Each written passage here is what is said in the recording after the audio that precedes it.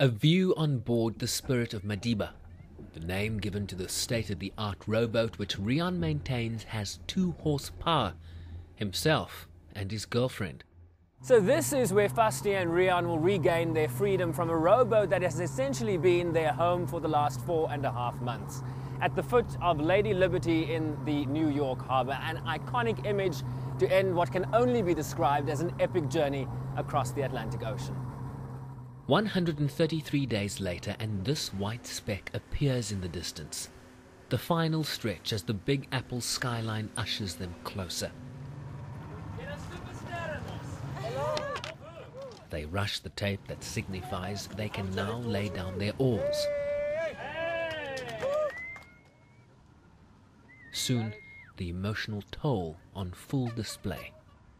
It's a privilege to be here, first of all, and we know it's because of the grace of God that we were able to do what we did, but come on, man, we were mesmerized, you know. We've been speaking about arriving in New York City from day one.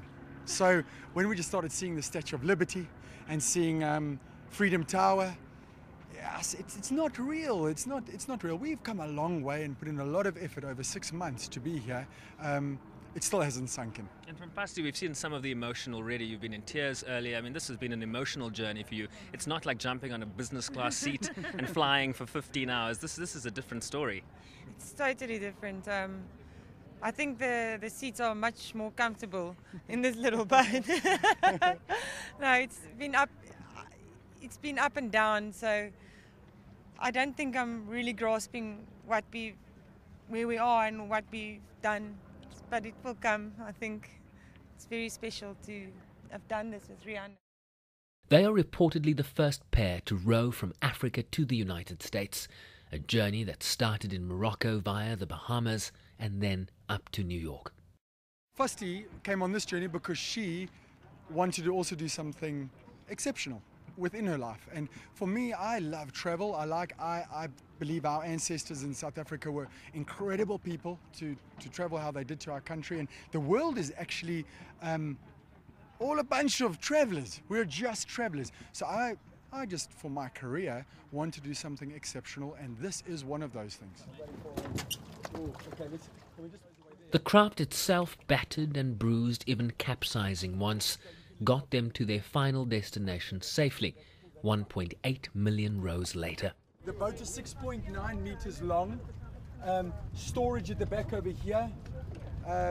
It's about a 1.5 by 1.5 cabin inside there, with our feet going underneath over here and the water maker in the middle. We don't have a water maker anymore on our boat. We've got a water maker because it broke. And like the shifting weather patterns at sea, so too were the emotional highs and lows. A high for me is every night when we finished rowing and we pack up our oars and it's so dead quiet. Sure. And the sun is setting and the colors, and